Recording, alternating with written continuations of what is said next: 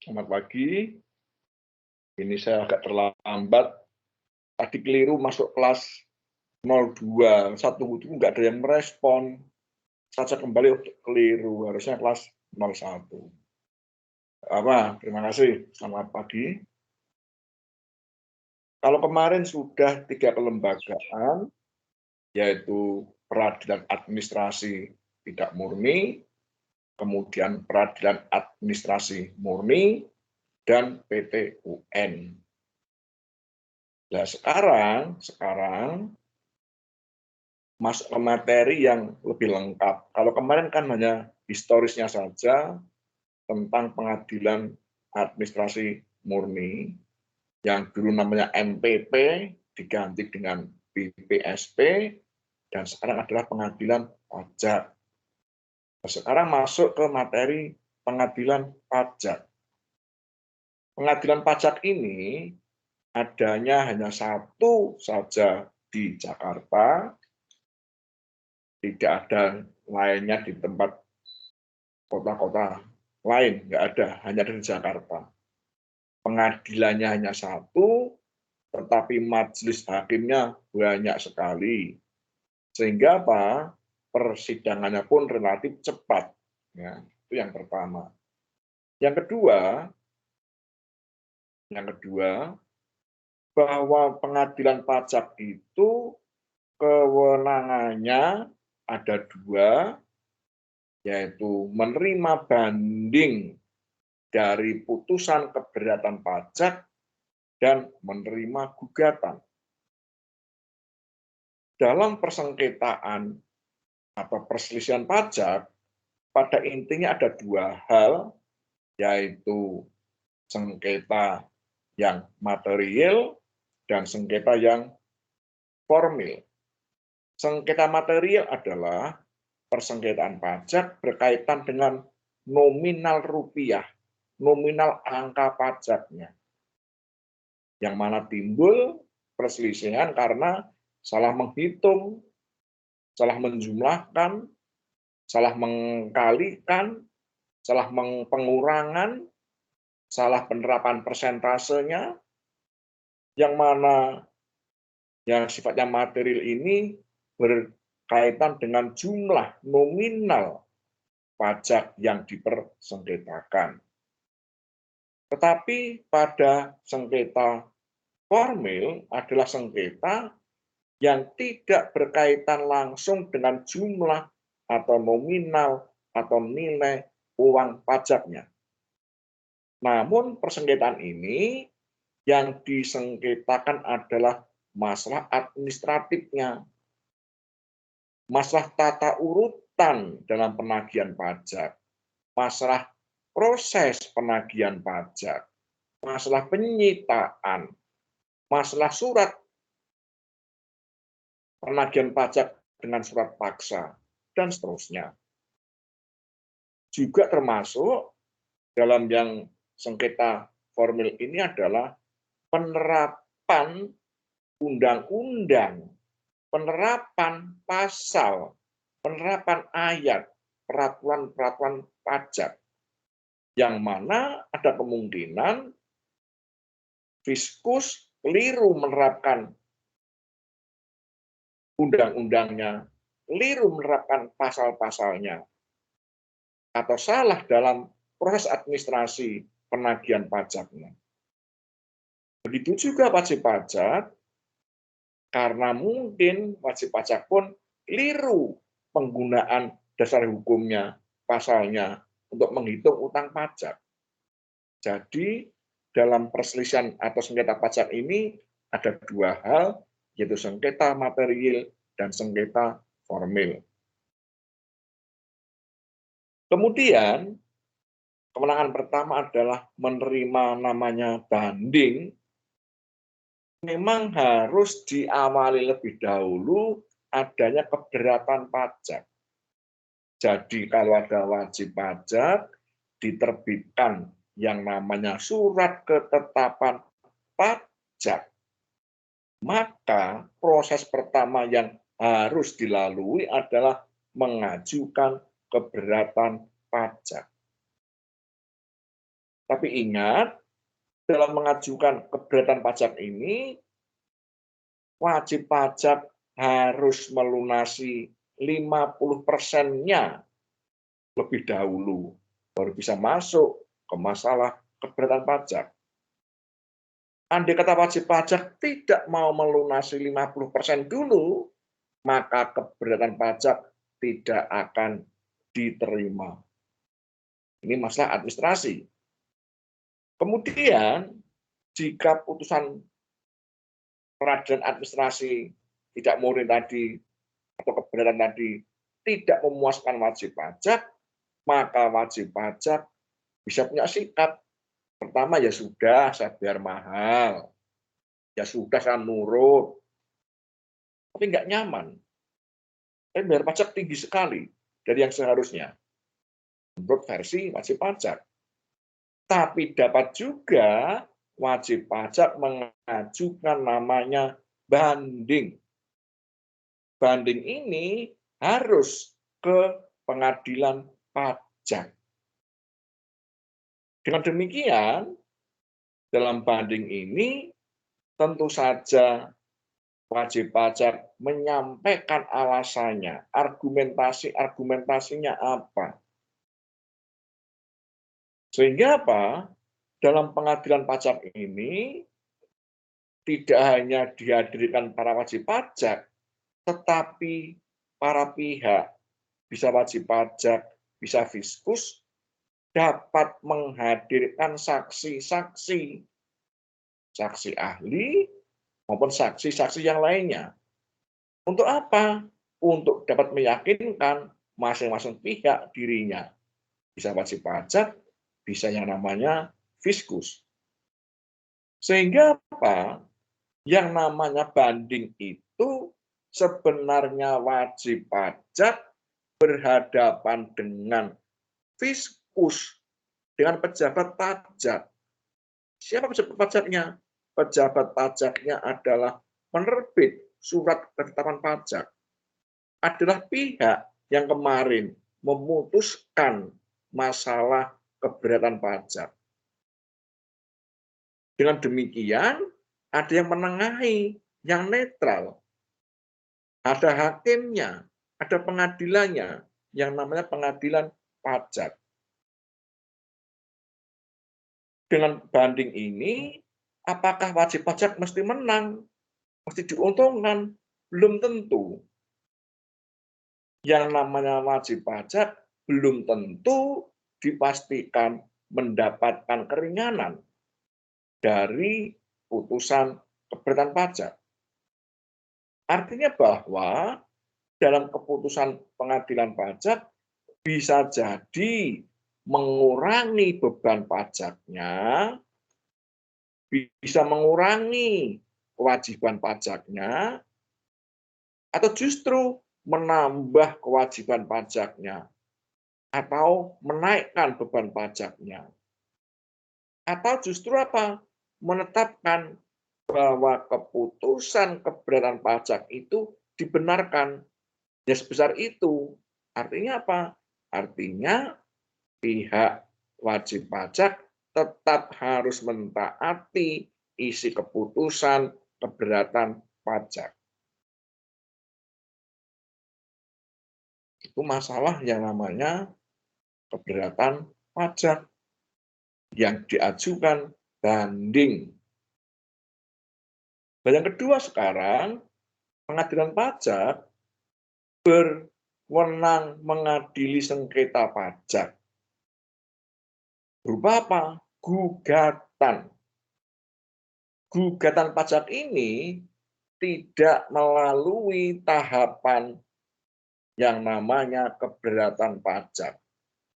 Saya ulang, namanya gugatan ini tidak melalui proses yang namanya keberatan pajak dari peradilan administrasi tidak murni. Sehingga apa? Jika ada pihak yang bersengketa, dalam hal ini wajib pajak, bisa menggugat fiskus, bisa menggugat pejabat pajak. Atau sebaliknya, Bisa juga namanya fiskus, pejabat pajak, menggugat wajib pajak. Artinya apa? Ini loh, pengadilan pajak sudah memberi keseimbangan posisi antara wajib pajak dengan fiskus. Ada hakim yang netral, ada lembaga peradilannya namanya pengadilan pajak. Nah, kemudian dalam hal apa dapat diajukan gugatan? Maka kalau yang menggugat itu wajib pajak, gugatannya biasanya adalah tentang tata cara penagihan pajak. Misalnya apa? Misalnya yang namanya Lukita adalah wajib pajak. Misalnya, Lukita disandera. Saat disandera, pada hari kelima, perusahaannya melunasi utang pajaknya. Tetapi pada hari ke-6 masih disandera. Jadi utang pajak sudah dilunasi, Lukitanya masih disandera. Maka Lukita dapat menggugat ke pengadilan pajak. Gugatnya apa? Ya, minta ganti kerugian.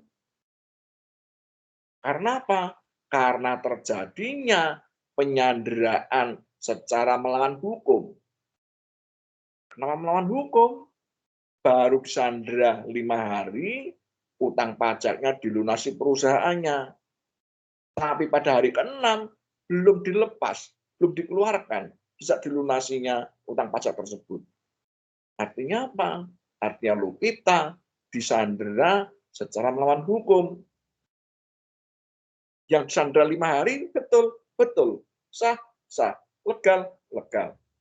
Maka yang digugat Lukita adalah sehari yang tidak dilepaskan itu.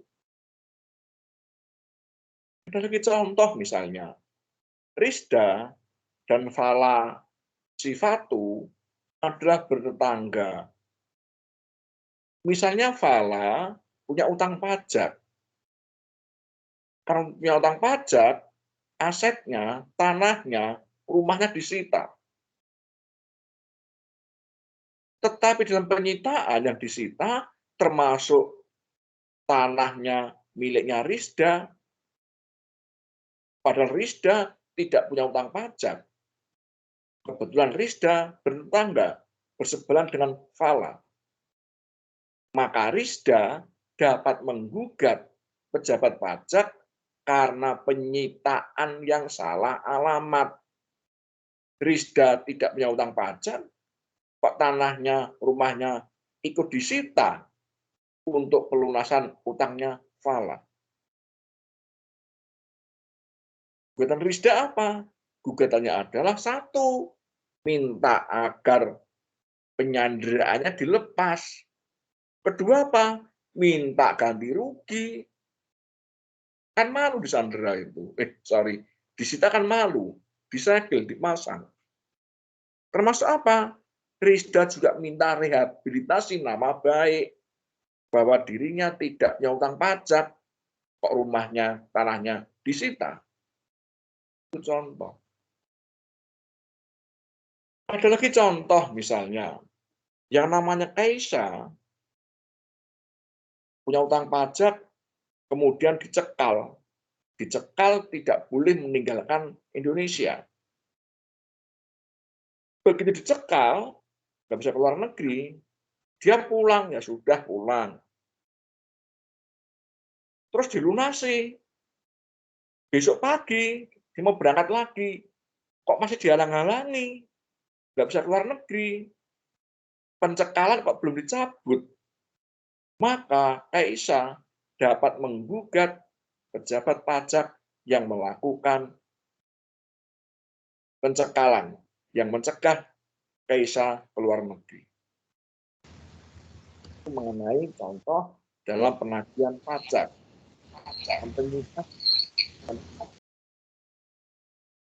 Ada contoh lain, misalnya yang namanya Suwati. Suwati adalah wajib pajak, diperiksa pajak. Karena Suwati sudah tahu aturannya, saat diperiksa Suwati welcome, proaktif, mendampingi, tidak menghalang-halangi, tidak menghambat.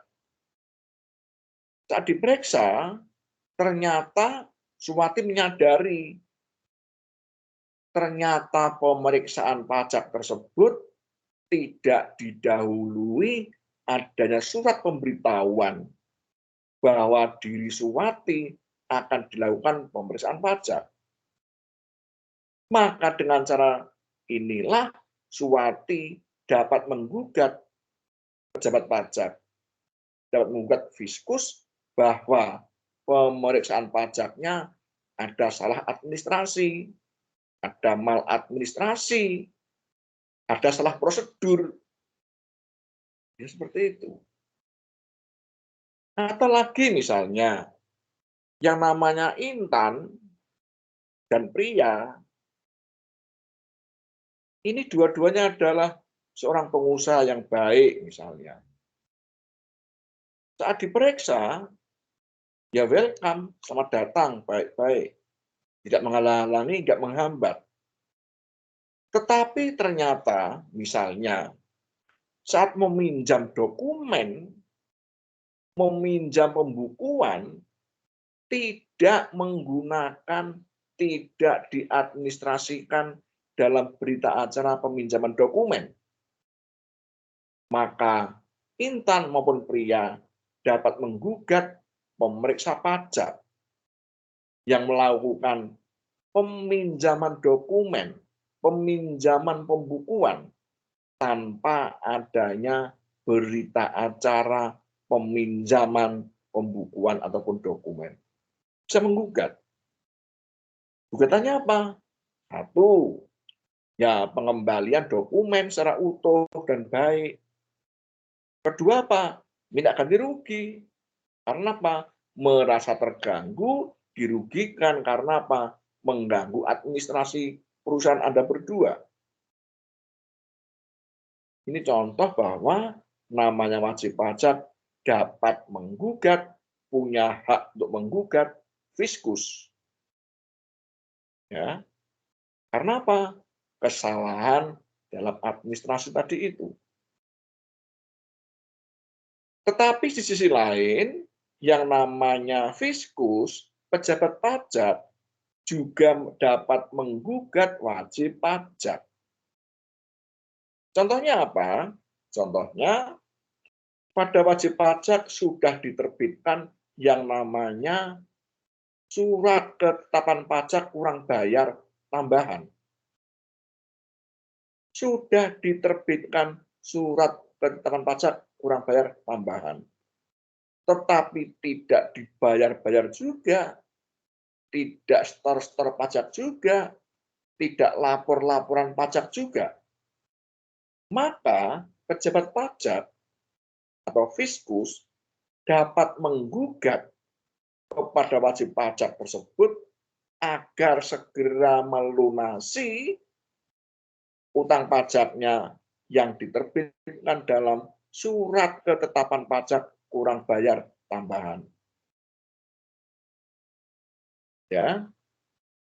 Ada lagi misalnya namanya wajib pajak falasifatu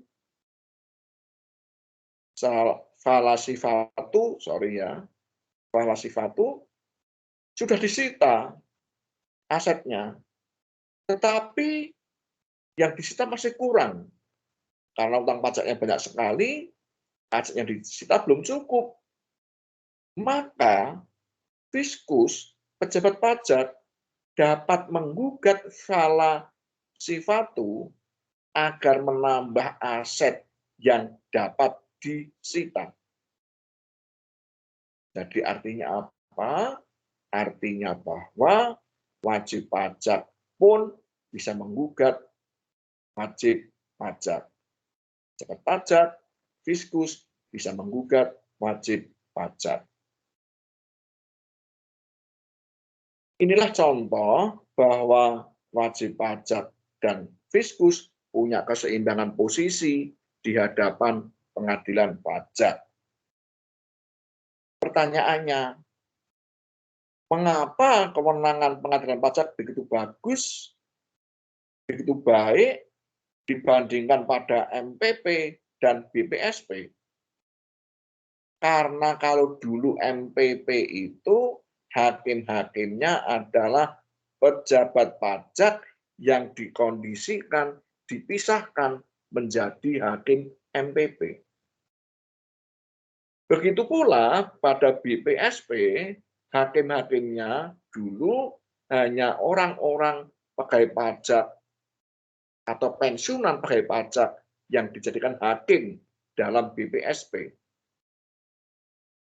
Nah, sekarang ini pada pengadilan pajak, hakim-hakimnya diperoleh dari berbagai latar belakang, dari berbagai pihak, dan siapapun boleh melamar untuk menjadi hakim dalam pengadilan pajak. Tentu saja, rekrutmen ini untuk menjadi hakim pengadilan pajak harus melalui proses prosedur peraturan yang ada. Yang jelas, tidak ada syarat bahwa hakim pengadilan pajak harus SH, tidak ada. Harus sarjana akuntansi, tidak ada. Harus sarjana perpajakan, tidak ada. Syarat menjadi hakim dalam pengadilan pajak pada intinya apa? Pada intinya mengetahui masalah perpajakan, mengetahui masalah hukum. Karena apa?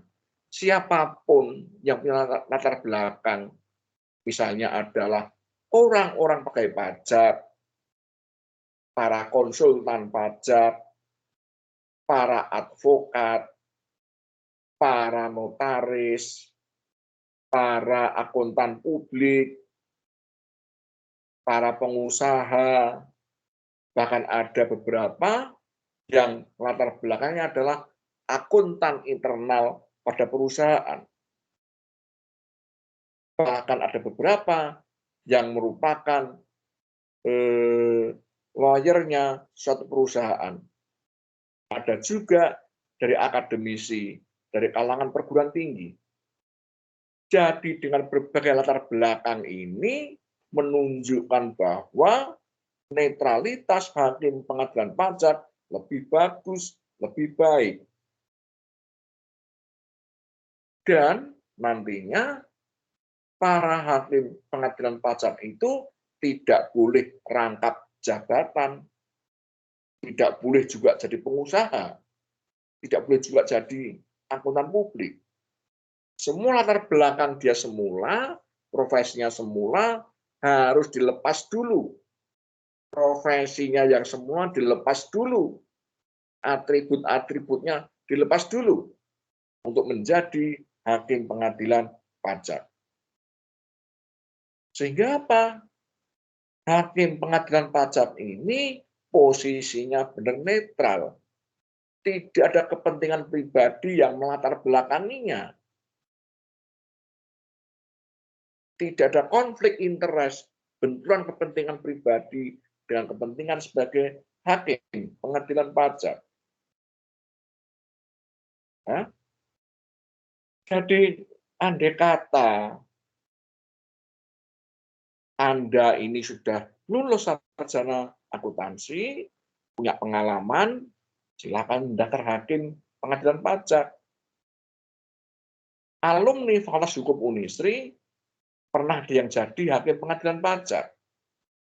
Tapi di latar belakangnya adalah lulusan hukum Unisri, jadi pegawai pajak dulu. Jadi pegawai pajak sekian tahun, kira-kira 10 tahun sebelum pensiun, dia mendaftar sebagai hakim pengadilan pajak. Anda pun nanti bisa, kalau Anda punya pengalaman sebagai akuntan, sebagai konsultan pajak, dan seterusnya. Kemudian, syarat lainnya apa menjadi hakim pengadilan pajak? Satu, belum pernah pailit atau belum pernah bangkrut. Karena kalau pernah pailit, itu dinilai dia pernah gagal mengurus perusahaan, pernah gagal mengurus kewajiban-kewajibannya, utang-utangnya. Belum pernah dipidana kasus keuangan, kasus perpajakan, kasus perbankan, baik oleh kepolisian, kejaksaan maupun KPK. Harus clean, bersih, tidak pernah bermasalah dengan hukum. Kemudian apa? Masa kerjanya adalah 5 tahun dan dapat dipilih 1 kali lagi sebagai hakim pengadilan pajak.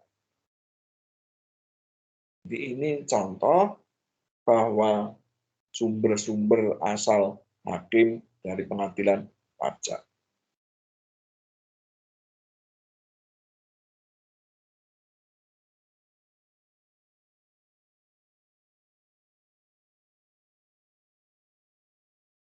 Nah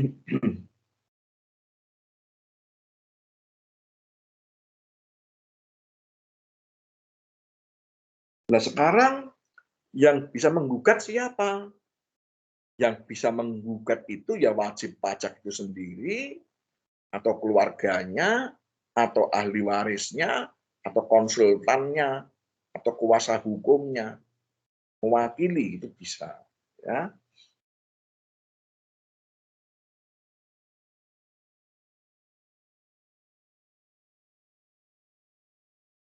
Nah sekarang dalam persidangan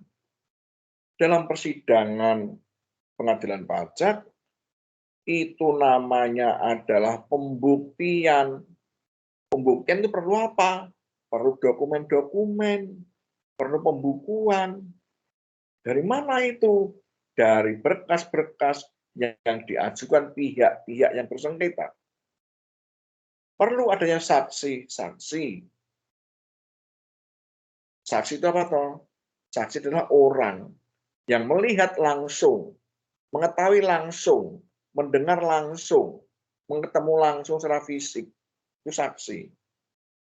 Kalau dia tahu katanya, kabarnya, itu bukan saksi. Saksi adalah orang yang mengetahui secara langsung, melihat sendiri, mendengar sendiri, itu saksi. Tapi saksi ahli beda lagi.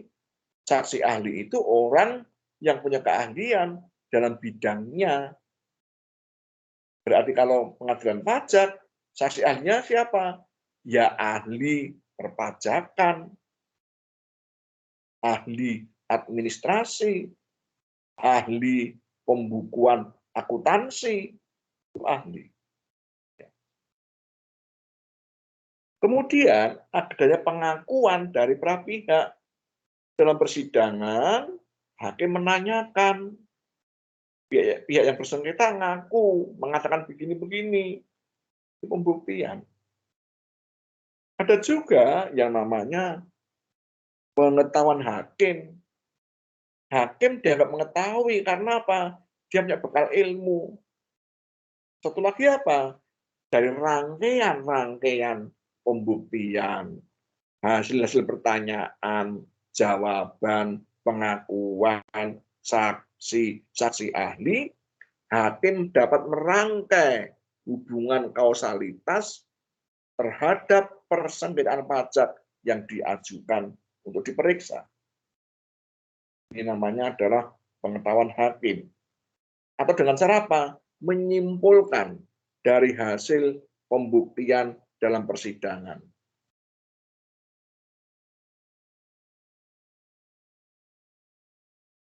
Nah sekarang, tadi saya katakan, bagaimana putusan pengadilan pajak? Putusan pengadilan pajak itu bisa sama dengan putusan yang kalau banding loh ya, dari keputusan keberatan pajak, bisa menaikkan, bisa menurunkan, atau menambah beban malahan. Itu dari keberatan pajak. Tetapi dari gugatan, baik oleh wajib pajak maupun fiskus, dalam keputusannya hakim itu pada intinya dapat menerima seluruhnya gugatan, dapat menerima sebagian gugatan, dapat menolak sebagian gugatan, dapat menolak semua gugatan, dan hakim dapat bersikap memutuskan. Ini bunyi keputusan hakim pengadilan pajak. Terus sifatnya bagaimana? Sifat putusan pengadilan pajak adalah final. Artinya final, tidak ada upaya hukum yang lain. Tidak bisa ada namanya upaya hukum. Tetapi dalam pengadilan pajak ada istimewanya sekarang. Dalam MPP dulu, dalam BPSP dulu, benar-benar final. Tapi kali ini, yang namanya pengadilan pajak, putusan pengadilan pajak dapat diajukan peninjauan kembali jika ada novum atau bukti baru dalam persidangan. Adanya bukti baru yang belum pernah diungkapkan dalam persidangan sebelumnya. Ya, itu sifat dari putusan pengadilan pajak.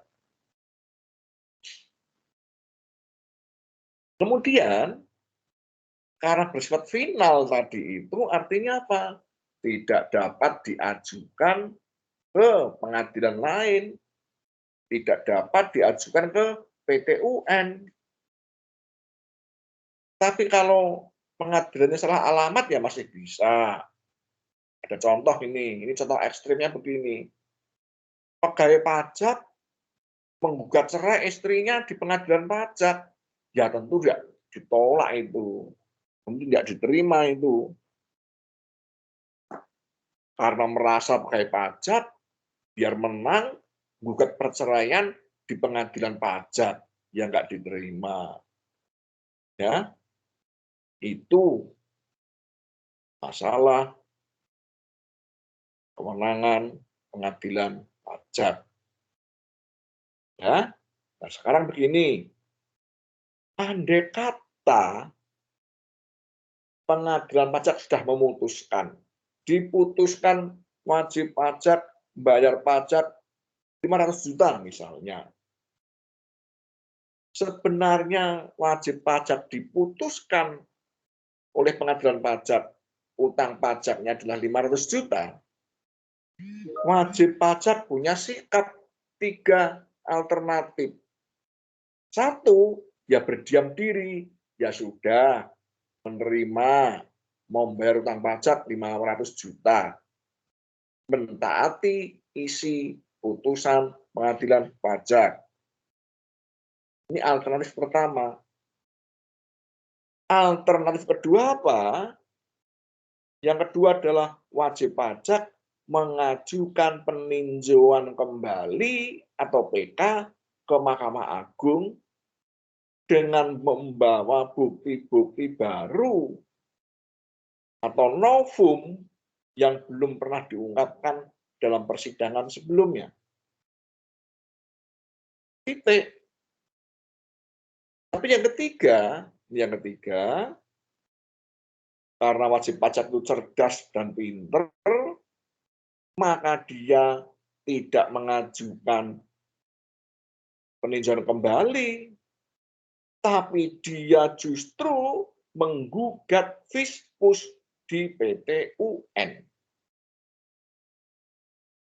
Anda ingat kuliah pertama kemarin, masalah kewenangan PT UN, yang namanya wajib pajak itu ya warga negara, wajib pajak itu ya penduduk, wajib pajak itu ya perusahaan. Fiskus, pemungut pajak, adalah pejabat tata usaha negara.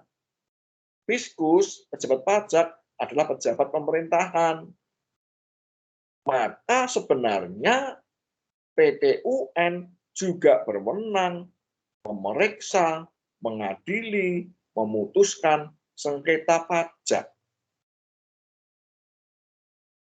Dan ada ketentuan bahwa pengadilan itu tidak boleh menolak untuk menerima perkara dari masyarakat. Karena luasnya kewenangan PT UN, yang mana termasuk dalamnya adalah masalah persengketaan pajak, di mana wajib pajak berhadapan dengan fiskus, maka PT UN akan selalu menerima untuk memeriksa, untuk mengadili, memutuskan persengketaan pajak. Di mana? Di PT UN. Inilah sebenarnya, dan dalam praktek, banyak wajib pajak melalui proses pemeriksaan pajak, kemudian diterbitkan surat ketetapan pajak, menanggapinya nggak dihiraukan oleh pemeriksa pajak, kemudian diterbitkan surat ketetapan pajak, tidak mau juga wajib pajaknya mengajukan keberatan pajak, hasilnya wajib pajak nggak puas, mengajukan banding ke pengadilan pajak. Disinilah wajib pajak berpikir mencoba alternatif, justru tidak mengajukan PK atau peninjauan kembali ke Mahkamah Agung, tetapi membawa kasusnya ke PT UN. Dari tingkat pertama, PT UN tingkat pertama, PT UN tingkat 2, tertinggi, dan akhirnya ke Mahkamah Agung. Dan saya pernah baca dari beberapa pengamat mengatakan hampir 60% sengketa pajak yang dibawa ke PT UN, kebanyakan wajib pajak bisa menang. Karena apa? Di dalam PT UN pun, dalam pemeriksaan pajak, juga akan menghadirkan saksi-saksi ahli, ahli hukumnya, ahli hukum pajak, ahli perpajakannya, ahli akuntansinya, ahli pembukuannya. Maka putusan PT UN pun mempunyai nilai keadilan yang lebih tinggi, yang dirasakan lebih bagus dari wajib pajak. Jadi inilah materi kedua atau terakhir dalam masalah pengadilan pajak. Jadi kalau Anda nanti jadi pengusaha, Anda jadi akuntan internal perusahaan, jadi akuntan publik, jadi konsultan pajak, inilah proses yang Anda lalui jika nanti Anda berhadapan dengan masalah perselisihan perpajakan. Saya kira cukup. Terima kasih atas perhatiannya. Sampai jumpa pekan depan dengan materi baru. Semoga sehat selalu. Terima kasih. Selamat pagi.